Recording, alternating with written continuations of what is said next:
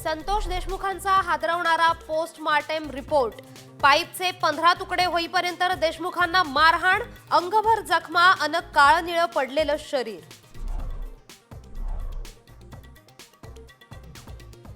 वडिलांच्या क्रूर हत्येचे फोटो पाहून लेकीला अश्रू अनावर, खंडणी मागायला सांगितली, त्यांना सह आरोपी करा, वैभवी देशमुखची मागणी।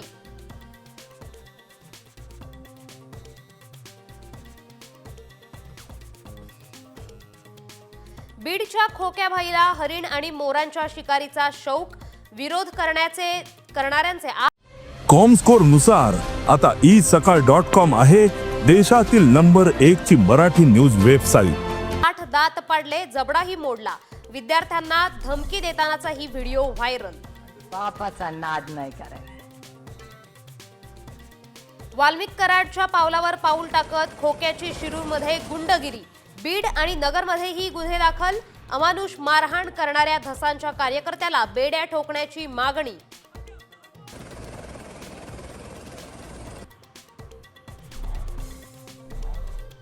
शिंदेंचे निकटवर्तीय वादग्रस्त बिल्डर अजय आशर यांना बाहेरचा रस्ता, भाजपचा एकनाथ शिंदेंना आणखी एक धक्का, तर अजय आशरला अटक करण्याची राऊतांची मागणी।